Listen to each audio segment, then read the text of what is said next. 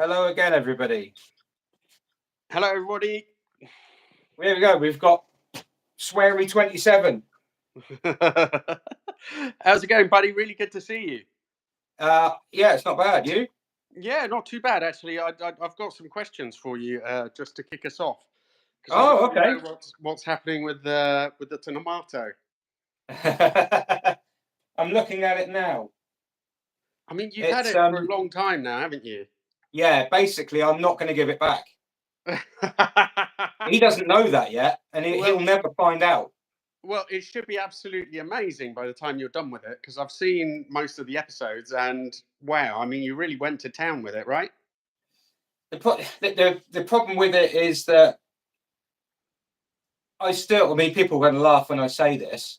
I still don't think it's a bad car. I think it's a good one. What do you mean it's not a bad car? It is a bloody good car.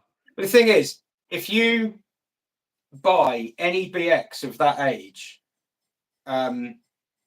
especially one that's been sat in a field for however long, and then took it to a garage to get them to go through it, you will end up with that kind of work. I mean, if it's that kind of age and it's had that kind of life, and there's nothing to say that if he'd gone and bought one that was twice as much money, that was all pretty on the outside, it wouldn't have been just as bad underneath. So, thank you all.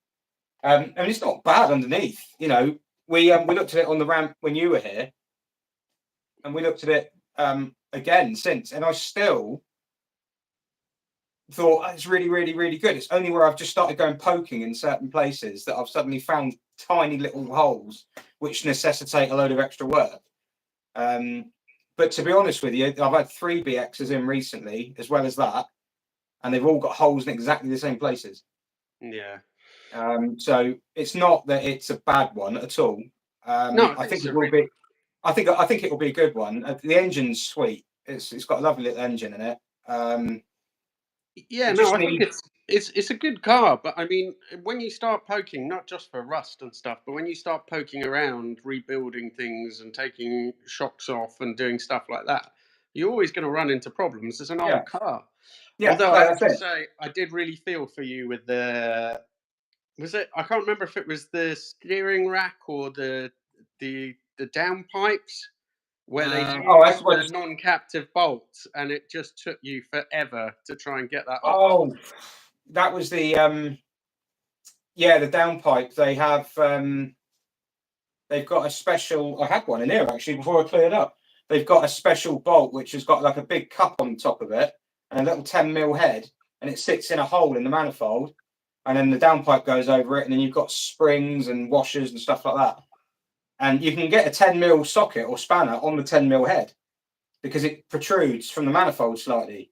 But if you don't use the proper bolt and use a normal one, it goes in really far and you can't get anything on it. And then if it was rusted up and seized,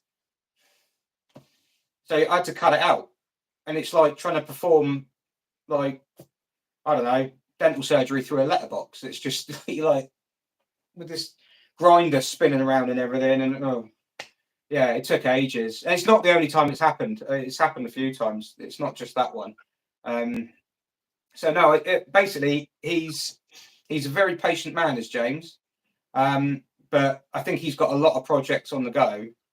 And he does. I don't think he's too distressed by the fact that it's been hanging around yours for a long time, because he does have quite a lot of cars. I think he's used to spending. He's probably. I'm sending him bills going, oh, that's a lot of money. It's a BX, and he's probably looking at them going, God, that's nothing compared to a Ferrari. Yeah, I think that's definitely the case.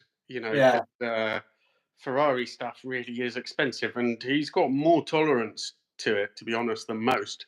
He's a very pragmatic guy, understanding about those costs. Yeah. Well, that's the thing. I mean, at the end of the day, I had someone come in with a car with a BX the other day, and I said, it'll need about $1,000's worth of work, and you could see the sort of look on their face and the alarm. I was thinking it in my head, £1,000, £1,000 doesn't go very far in 2023.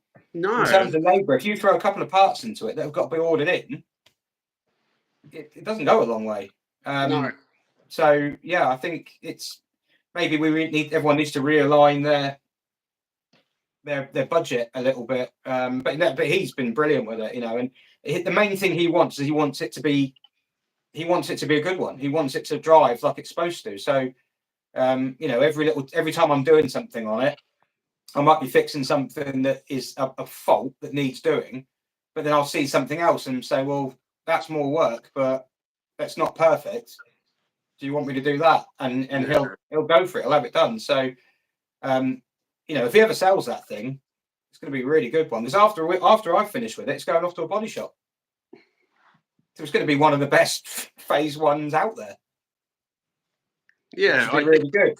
I think it will be. Although I did tell James that he should go for the later design on the wheels, which I know you would thoroughly disapprove of. But I really like. It's the same basic wheel, isn't it? It's just that it's painted black and then it has the rim. Yeah, no, it's exactly the same wheel. It's just the center of it. Instead of being done when they're the phase one, they're kind of like a matte silver. Yeah. In the phase two, they painted the center graphite grey, and then they just diamond cut the rim around the outside. Yeah, I think it does look amazing. But I know you're you're a stickler for originality. Yeah, that looks brilliant. But you got to have the phase two spoiler and bumpers and everything. I knew you'd say that. Can't do it. I knew it would absolutely gut you if it wasn't. I don't think he'll do it. I think he wants it completely. Like he's paid to have a new exhaust fitted to replace the one that you put on it because the tailpipe wasn't quite the right shape as an OEM one. So that's the kind of level we're going to with it. That's your fault entirely. I just pointed out that it was wrong. I didn't tell him to, you know. I didn't say he should do it. I know you, Richard. Don't forget. I know a subtle pointing out. Well, and like the font on the number plates and things. Yeah, exactly. I still remember that. You were upset because the number plates got the wrong font. They changed it on the program so people who I don't know if I'm guessing everyone who's seeing this is going to know. Everyone who's in the chat is going to know that it was on Flipping Bangers. Yeah. But when it was on Flipping Bangers, it had like its dealer plates on it. If you look at it in the pictures, it's got its proper original plates. And now it's got some Motor Factor ones on it. Where have they gone? Well, I guess they had to replace them for some reason. They were fading, or I don't know. Maybe it's still got the dealer sticker in the back window. Just yeah. But yeah, no, it'll be okay. It's been here a long time. He's been very patient. I haven't done anything for a while. The videos are behind.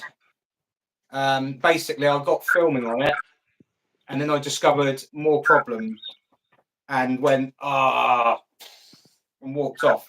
So the filming goes as far as that. Okay. So to pick it up again, I'll have to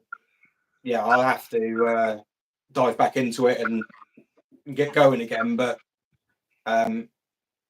it'll be okay. It's up on the ramp now. So it's just come back in to sort of jump back in the queue and, you know, find a place and hopefully get on it. Well, next month, hopefully, because that's 2 days away, isn't it? Yeah, I missed it. I did like that car a lot. I do miss it. They're really good. I mean, they've got honestly the BX16 valve is one of the only cars I would never sell. Like, I mean, I've had mine. That one, I've had mine a long time. But it ticks every box for me. It's you know, it's sporty, but it's fruity and fun when you want it to be. But it's smooth when you want it to be. It's comfortable. It's cheap to run. It's cheap to get bits for. It's quite reliable. It's different. They're cheap to buy. You know, there's not much they do badly. No, it's a great car. As you know, I've replaced it with a 306, the GTI 6. That's a really good car as well. Yeah, I mean, well, it's very different in feel, although it's the same engine. To me, it's really the best hatch of the 90s. You know, yeah. I just think that everything about it is just great. The way it looks, you know, it always looked great, but it's aged really, really well. 306. I say this to this day. The 306 is the best looking, like that C segment, that type of hatchback. Yeah, I think it's the best looking one there ever was. I don't think anyone's made a better looking design to date than the 306. It's aged really, really well, and the only thing about it is it's not super comfortable. The suspension is good, but the driving position is not as comfortable as the BX. It's not as natural. No. It's a bit odd. You sit too high. The wheel isn't really in the right place. Yeah. So unfortunately, I'm going to be moving it on. Also, because the one I got was a really, really good one. I did run it through one winter, and I did winterproof it, and I used Solana guard underneath. But yeah. Yeah, I really don't want to run it through another winter. So I bought a car which I know you will thoroughly approve of, which is a Rover 75 diesel, which is just. I don't mind a Rover 75. Huh? I don't mind a Rover 75. Yeah, I know. That's why I said it. I thought you'd approve. Oh, I thought you were being sarcastic. I was being sarcastic. I thought you hate the 75, don't you? No. Oh, you don't mind it? No, I think they're really smooth. I think they're a comfortable car. It wasn't French and stuff. It definitely. No. I quite like the 75. Yeah. I think I can hear a man having PTSD behind me about changing the alternator on one. But yeah, I think the 75 is a great car. Yeah, right. I just wanted something cheap that would just do the miles and be comfortable. Yeah. The 306 just isn't for me anyway, for someone my size. But I'm going to miss it when it goes also, because just this great handling thing as well. Yeah, they are. Crisp. The engine as well. They're so, like, as you say, it's an evolution of the one in the BX. It's like the same family, isn't it? It's just like a couple of versions down, but they're so revvy, but they're so flexible low down. Like you can drive it around the tick over, can't you, in any gear? Yeah. The thing that makes me laugh with the 306 is that the Zara VTS didn't have the 6-speed box. It was the same car, not quite as good looking, and it didn't have the box. It had the 5-speed box, and it was actually quicker for it in gear. Because the 306, the gear ratios and the three, it's not like you've got an extra gear. It's just they stacked them all closer together. So it's just 6-speed for fun. Yeah. It's not. It doesn't actually need 6 gears. It's just. It was just back in the day having 6 gears was quite a novel thing. I mean, in the 90s, did any other hatches have 6 gears? No, that was the first one. That was a really big 6-gear. That's why it was called the GTI 6, because of course you had the XSI and the S16 before it. Yeah. But the S16 wasn't. It got sort of mixed reviews because the engine was quite rough at the top and it just wasn't quite as good. Then GTI 6 came out, rave reviews, because the chassis was always incredible and they never really touched it as far as I'm aware. They basically just put in the 6-speed, changed the engine to make it, revier and smoother up top, a bit more power. And I still think it's, one of my favorite all-time hatches. It has to be, they're just brilliant. Having said that, I would love to have a DS for a while as well. You mentioned the DS before. Yeah, DS, I would love to, but it's just difficult because they aren't small cars and I don't have the room in the garage for one, and I wouldn't want to keep one outside. But in terms of French cars, I'm not sure where I'm going to go next, really. I'd quite like to have something else French. As I said, the DS and SM also I would love, but I'm not sure. In the future, I don't know if you know, I sold the 308, the Ferrari. Well, this was going to be my question to you. And it was, have you recovered? Well, yes and no. I think it's going to be one of those things where it was painful on the day seeing it go. But I think what's worse is just, I go back in the garage and there's just a big sort of hole in there. And that is, I think over time, it's going to be worse than it was on the day, in a way. Yeah. Thing is, because like the 308 to you, so like, I mean, there might be some people in this chat who aren't familiar with it, even though it's been on internet way more than anything I've done. They might know my cars and not yours. So you had a Ferrari 308 GTS? Yeah. Yes? And it was called the Influenzo. Yeah. Which was brilliant. And you bought it basically you didn't inspire me, but it was one of those things where I saw you buy that kind of blind on an auction online, and you had it delivered. I think we were in lockdown at the time. Yeah, no. So I bought it about a week before lockdown officially happened, and it was delivered during lockdown. And I bought it literally, the day before I saw it at Silverstone Auctions, and I thought, I wonder what idiot's going to buy that, because it was described clearly as, it was actually worse than the description, but even from the description, you could tell it was a car that needed some attention. And I wonder what idiot's going to buy that. And the next day, for some reason, an hour before the auction, I was on to buy a 205, and an hour before the auction, I suddenly thought, you know what? Actually, if I could get it cheap enough, that'd be a great idea. Okay. And truly shocked when I actually won it, but it's been. You filmed it, didn't you? You filmed you bidding on it. Yeah, I'm on the sofa with my pajamas on. Pajamas, aren't you? I filmed it. Yeah, filmed it winning, putting bids on. And I got it, and it was a complete nightmare mechanically, but it really helped. And for those that don't know, when I got it, I think I had 14,000 subscribers, and within 6 months that had gone up to 40, I think, something like that. And so that car really, really made the channel, and it means that I can do it full time. Now, it didn't translate long term. Eventually, views started tailing off because it went on so long as well. I was supposed to keep it a year, fiddle with it, get rid of it. It took me 3 years to get it into a condition where it was running properly.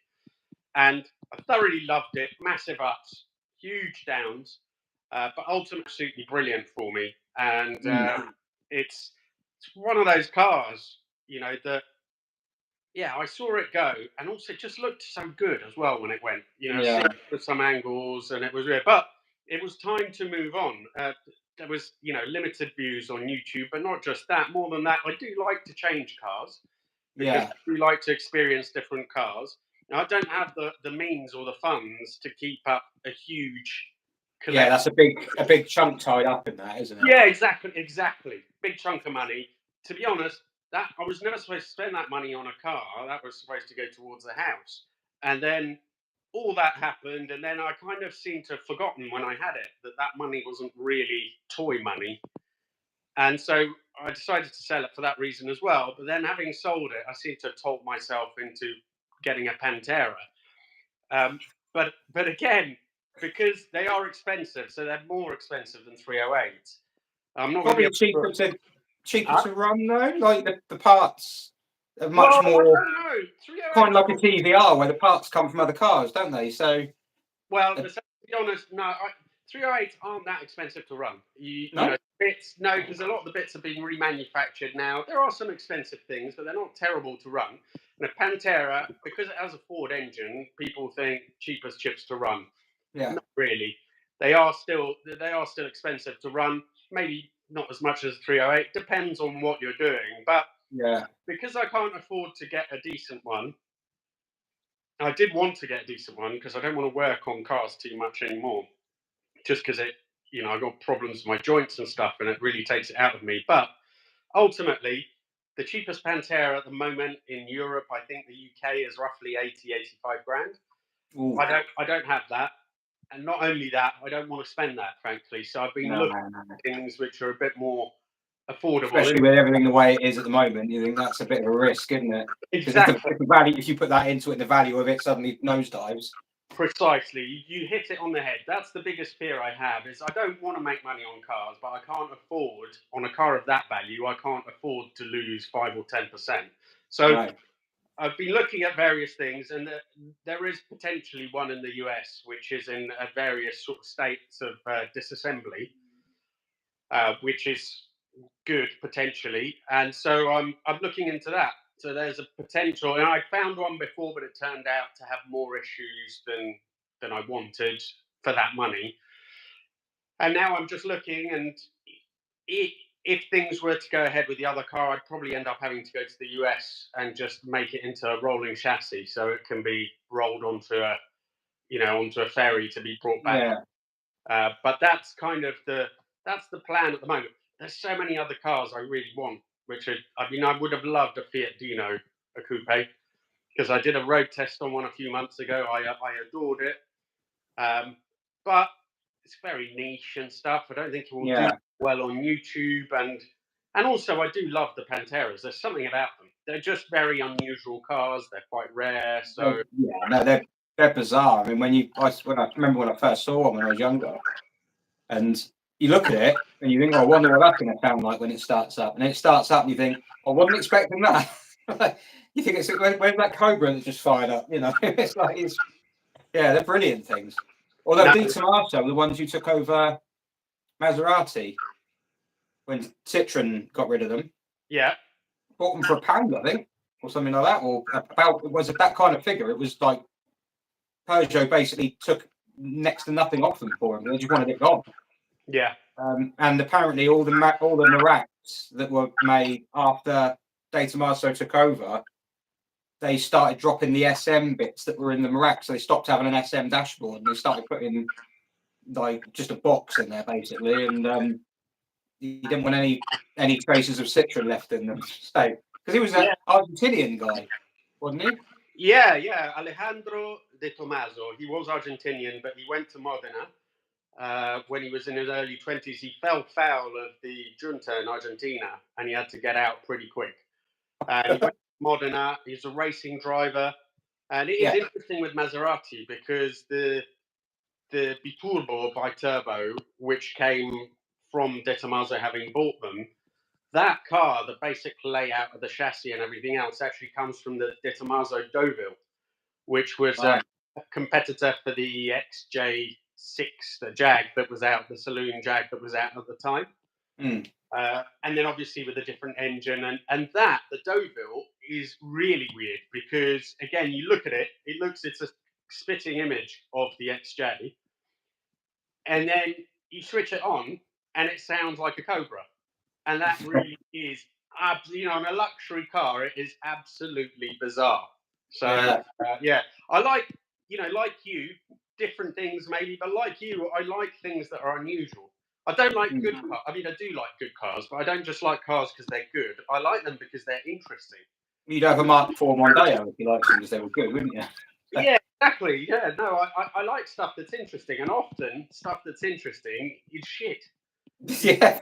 Often it has, it's interesting because they tried different things, didn't end up selling because they went a bit too far, or tried different things which didn't quite work. But it makes it interesting because it's not just that your run-of-the-mill car seen a million times. They drive differently, and of course now that you're not relying on it every single day as transport, you can forgive those kinds of things, can't you? The fact that it wasn't as good as it was maybe as some other cars as a mode of transport, because now you're interested in other things. Yeah. What's that car?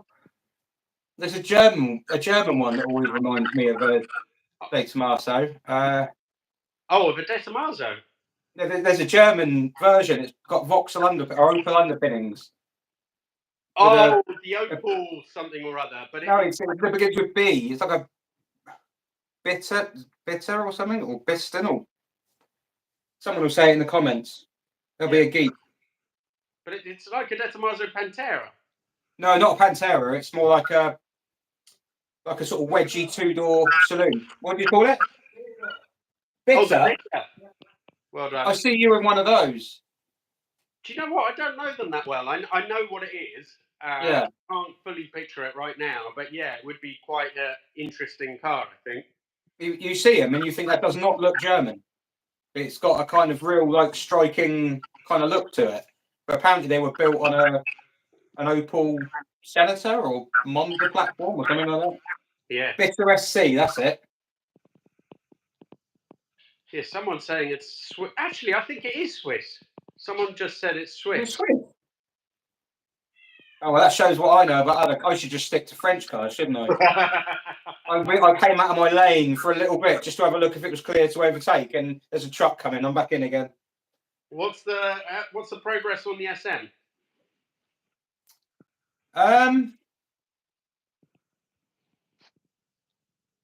No, nothing. Literally nothing. Yeah, nothing. Oh no, I know. No, I pressure tested the front spheres. Okay. Just to see if there was any gas left in them. There's not.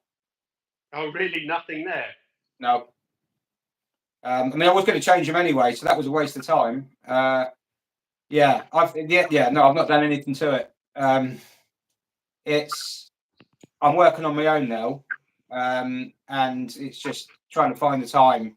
And then I took on the other, Clement, the D Super 5, and that's way worse than I thought it was going to be. And everyone's going to go, "You're an idiot. Look at the state of it." Of course, it was going to be bad. I was under the impression that it was decent underneath and rough on the outside, and that was fine. But it turned out it needed a lot underneath. And then I've got this other one here, which we just put on the dyno, which belongs to a mate who's probably might be in the chat still, and that's needed way more than we thought. So the time is just eaten up on these cars. But I am desperate to work on the SM, but there's always been that little part of me that's kind of, I don't want to take it apart because I'm intimidated and I'm scared. I'm not going to know where to put things, where they go back together again. Oh, and Max, I know that if anyone can take one apart, it's you. Sorry? If anyone can take one apart, it's you. Oh, I don't know. I know nothing about them. I'm feeling my way around. The thing that gives me hope, because I went through a period of thinking like I've just bitten off more than I can do it. Because it's not about physically being able to do it. It's the mentally like managing it and processing it all. But then I've got now 2 DSs here. Well, they're not DSs, but DSs. And now I can walk through like a car boot sale or something, and if I see DS bits, I can be like, "Oh, that's the such and such. It goes there." And a year ago, I'd have had no idea. It would have all looked foreign. I wouldn't have had a clue. And I think I'll get to that point with the SM. I think I was hoping that taking that parts car out apart would kind of fill those gaps in a little bit, but it didn't. It really didn't. I think it's just because there's just so much to take in. The level of just the amount of stuff they've got on them is mad. So I will get there with it, but yeah, I'm just like only juggle. I don't want to juggle more than one thing at a time. And if I start taking it apart now, I know that it'll just stay in parts longer, and then I'll forget where those bits went. You can take pictures of stuff when you take it apart, and you can bagging parts and putting them in bags and labeling and bagging and tagging is the best way to do it, really. But it takes so long to do. It really slows you down. Yeah, I think I'd rather just become more familiar with it, and the only way to get familiar with it is to actually work on it, spend a lot of time around it, and I've not been able to. But I mean, I said this to Ian earlier on. I would joke about it, but one of the parts of getting that car was I'll just sit in it, and everyone laughs when you say that. Like, no, I do just sit in it. Like, you just sit in it and look at the dashboard and go, "I've got an XM." So yeah, but I do miss. Well, not miss. I have kind of like not dream. Like, when you have dream when you're just coming round in the morning, you're just waking up, and sometimes if it might be about like picturing what I'm going to do and like what color I'm going to paint it and where I'm going to go in the SM, and imagining what it must be like to drive it and everything. So, and I'm going to refuse. I'm not going to. Been offered to drive one a couple of times. I'm not going to drive one until I've driven that. That's the first one I drive. It's going to be that. So, but yeah, I'll see how it goes. It's a dream car at the end of the day. If it sits there dusty, it's still there. What do you reckon? How long? Couple of 2 or 3 years before it's done? Longer? 5? Probably more than that. Yeah, I mean, there are other limiting factors at play. Yeah, the two main limiting factors at play are where the business, basically, that where I am, and the other thing's finances, because the cost of SM parts is insane. It's and the kind of the little ownership circle. I've really pissed the ownership circle off a little bit this year, so I might as well go all in. But like the ownership circle, it's almost like you get a little bit of it in the C6 world. Not in all of it, but a little bit of it where they want them to be they want the parts to be expensive. No one's interested in trying to help fellow members out or fellow owners out. It's all about keeping the value of everything really high. Kind of, I don't know what the point of it is. Maybe to keep the value of the cars high or something. Because most of these cars, like if you go to a Citroen show in the year, we were lucky this year. 2 SMs turned up. Last year, none turned up. Because most of them are in collections. Yeah. People who've got a load of money. They just sat in, barns or whatever, not actually being used, which is a shame. Yeah, no, Um, it's definitely a shame. The one I drove, he definitely drives that around, Paul. And then I had a number 27 meet to show people the Influenzo before it went in August. And mm. another one, there's another local one that turned up as well that looked like it was in really good nick. Oh, So was it a gold one? yeah, I think it was a gold one. Yeah, I and wonder if that was. There's a guy in Bristol way who I bought an exhaust off when I first got mine. He's got a nice one, sort of beigey gold metallic. So it might have been him, but yeah, there's some about, and there's some of the guys who own them are good as gold. Real sound people, and but it's just that I don't know. It's almost like there's an establishment, and you don't challenge it. It's kind of how it yeah, feels a little bit. I think a lot of cars, a lot more cars than before have gone that way as values have climbed. People Yeah, seem to be more interested in the values than the actual cars, which is a yeah, real shame. And yeah. It's losing sight of what it's about, as far as I'm concerned. I mean, there's a part of me that wants to keep it looking ratty. Just yeah, I don't think I will. It's my dream car. I want it to be, but yeah, there's a party that almost wants to keep it ratty, and I think there's an ideal value with classics, and I think that you don't want them to be too cheap because then no one's going to spend any money on them, and a lot of them are going to die off. But you yeah, don't want them to be too expensive because then they don't go to enthusiasts. They go to people who are interested in values or as an yeah, investment. And I think at the moment, unfortunately, it's gone all the other way where everything's too expensive. The downside of that is as well that you just can't buy anything because no, it's all way overpriced. When I first started my channel about 8-10 years ago, I did a series called 12 Cars. And right, that was that in 12 months, I was going to buy and own 12 cars that I'd always wanted. So my budget was 15 grand, so not a lot of money by these standards. And I think it went up to 20 grand in the end. But within that, I had, a Lotus Esprit Turbo. I had a Delta mm. Integrale 16 valve. I had a lot of cars that nowadays I had a Nissan R32. Oh yeah, That all cars that now forget it. one of them now. You're Those looking at. You see An the R30, my R32 would probably be about 60 grand now, I think. was I, it a I GTR? yeah, Oh wow, I paid 13 for it. Um, and the Esprit Turbo hasn't gone up as much, but I think I paid 20 for it. They're all cars which are completely out of reach. There were quite a lot of quite interesting, cool classics that you could get for mm. achievable money. Now, you could get a Fiat Dino for 25 grand. Wow, And now, or less even, and now, Fiat Dino's 50 grand. And I'm sorry, but that's just ridiculous. yeah. Yeah, it has a Ferrari engine, and yeah, it's an amazing car, but those sorts of prices are just bringing them out of reach of What normal about the people. You're an Italian car connoisseur. What about the 130? Is it the 130 coupe? Oh yes, don't know what the values on those are. They've gone up like everything else, but yeah, Yeah. no, I like those, and that's a Mm. Fiat V6 engine in that. They sound really good. Um, they're quite interesting looking cars. Yeah. And yeah, no, that would be quite cool as well. There's loads of old stuff that I would love to have, and it's just got crazy. Like a Fiat 124 Coupe, which is a lovely car. Mm. Um, but they're going for sort of 15, 20 grand. Yeah. You know, it's just a bit silly.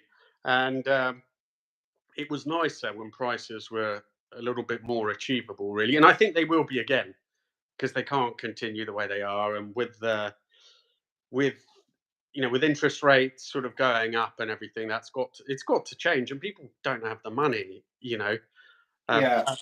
I am a bit bad like that because I've twice predicted that classic prices are going to fall, and each time I've been completely wrong. So you shouldn't take it from me, but Well, mate, I tell you what, I wrote a book, right? So in this book, I said in here that the prices of chimeras and griffiths are like so low that they can only be regarded as an investment because they can only go up, and they've gone down.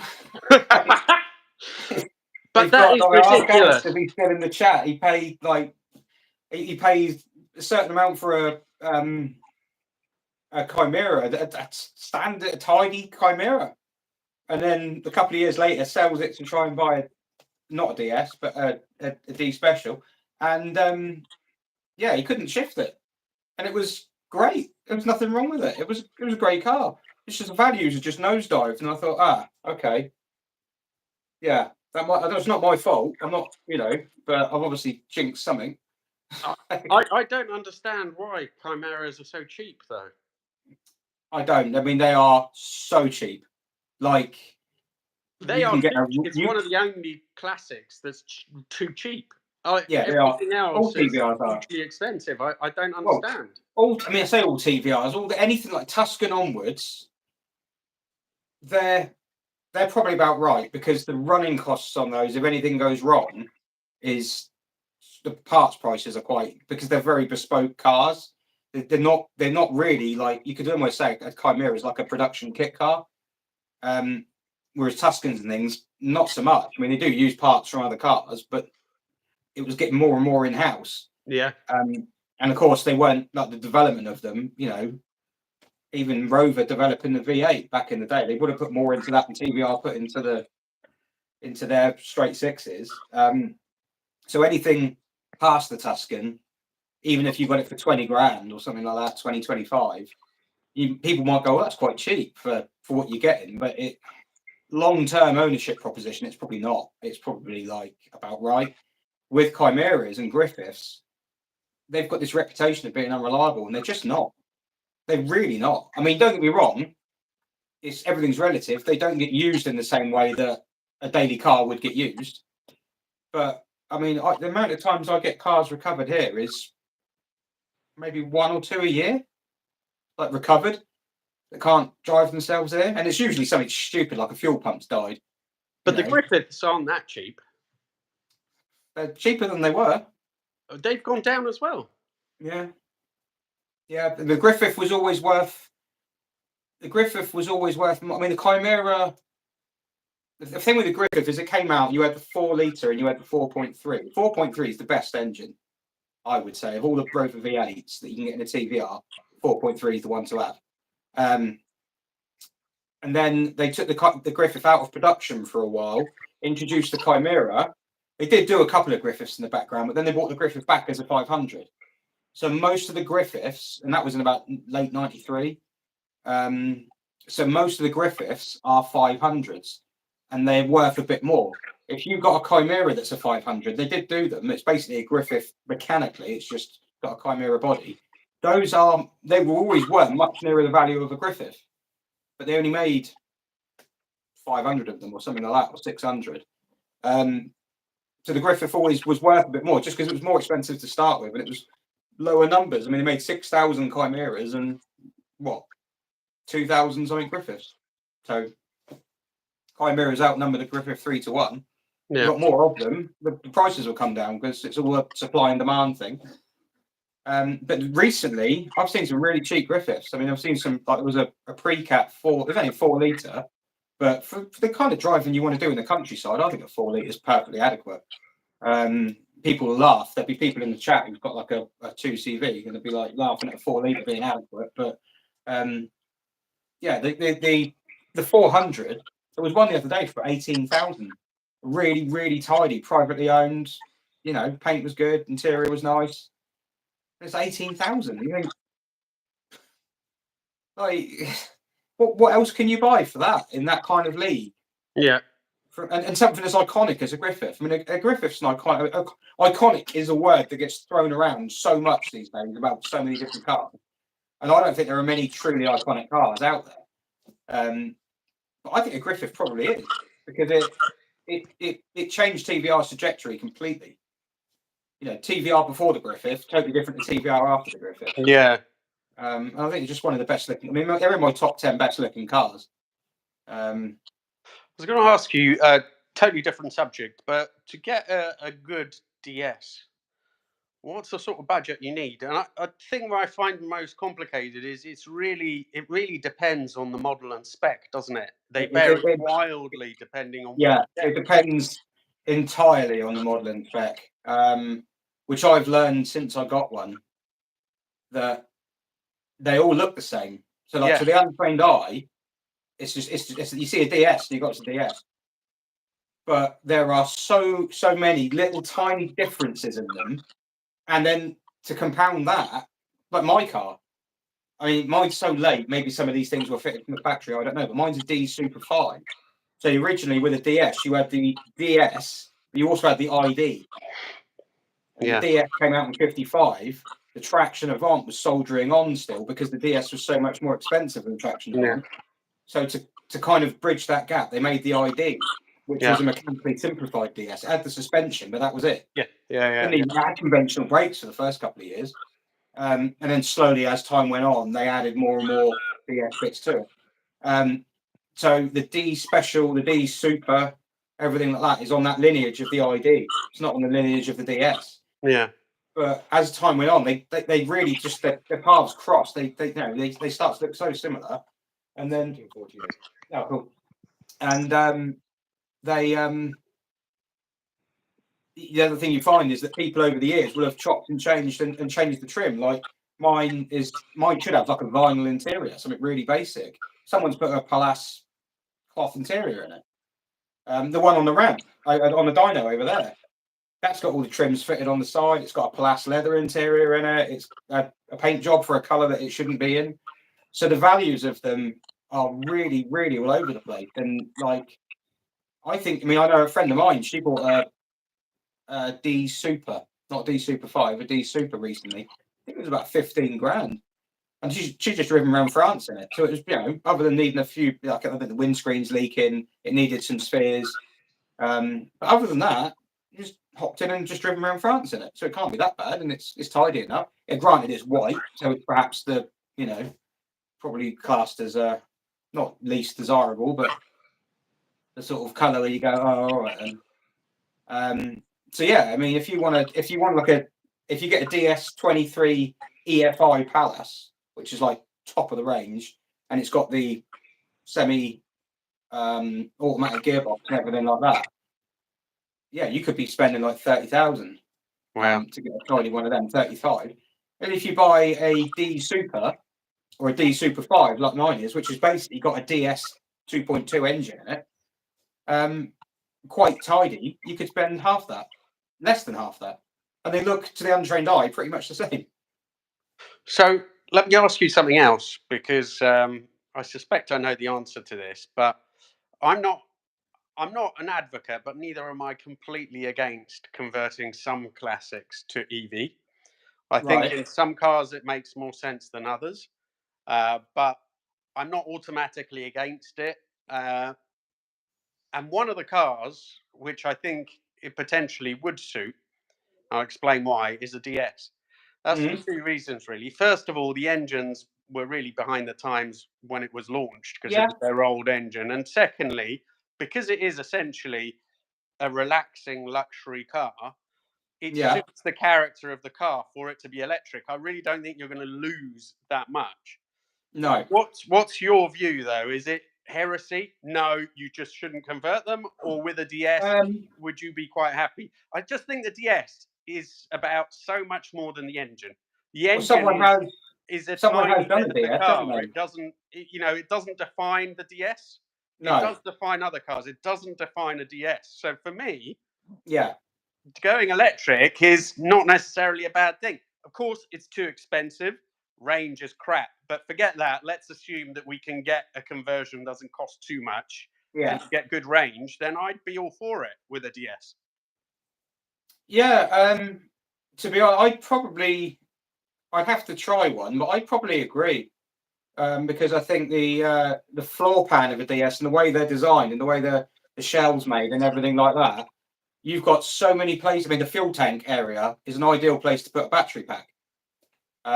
Put an extra battery pack in the boot if you really wanted, and still have a boot because of the way the floor is. Yeah. And you're right, the engine's not, it's not a key character to the car really, like it would be in an SM or even a 2CV. To be honest, that's kind of like part of the character of the car. Yeah. The only thing I'd be worried about is the kind of, if you, I don't know, it's hard to explain it. I mean, obviously electric cars are so much quieter. If you take away the noise of the engine, you might find it's actually drowning out the noise of the hydraulics and the noise of the suspension. And, you know, DSs are probably, I've never driven one properly. You know, I've dynoed one, I've driven it around the yard, but I still haven't driven one properly. And I imagine there's a fair bit of wind noise. And because it's an old car, and a fair bit of clattering and banging and everything like that. So I'd be a little bit worried that you'd have to really go to town on getting rid of the MVH, you know. Yeah, that's a really good point, and I hadn't considered that. So that's but it'd be quite cool because you'd have to. I mean, someone has done it. There's Vista Heritage. There's a video on YouTube of one driving around. Yeah, they've made a badge for it and everything. It's nicely done. Yeah, I mean, you'd have to find a way of plumbing the hydraulics. You could convert it to LDS, same as a C6 in theory, and use like a C6 electric pump and not have it run off the engine anymore. But that would obviously consume a lot of power as well as the electric motor. So yeah, I think it's doable. Even something like a BX, like a 1.6 BX. Yeah, the engine in that car is not it's not the crown jewel of the car. So I think I wouldn't say it was heresy. I'm not going to do it to mine. But then if you make it a reversible conversion, which I think is where we're going to end up, and you don't have to structurally change the car, why not? Yeah, no, most of them are reversible, I think, the ones that I've seen on various classics. But yeah, I mean, you know, they've gone all the way. They've done a Testarossa, stuff like that. I think that's... Yeah, no, that's going a bit far for me. A bit more of an issue because the V12, well, the flat 12. It's like a flat V12, technically. It is, yeah, exactly right. It's a flat not V12. A boxer, so the flat V12 is a determining characteristic of that car. No, I think any Ferrari, to be honest, no, not for me. I think it's got to have the engine in it. Yeah, I think that is. Although I drove a 308 like mine, which had a Tesla power unit in it. I bet it went well. It was very good. But then again, 308s are standard with the standard exhaust. They're not brilliant sounding engines. No, I remember you saying. Standard. Well, because they're basically like two inline fours. But that was impressive. You know, the power, the speed, it was pretty impressive and it was pretty good. But yeah, there's some cars in which it kind of takes away the essence of the car, really. I drove today, I did a video on a Lamborghini Huracan. Yeah, I saw that, yeah. Yeah, and I saw the picture you put up, yeah. Lovely looking thing.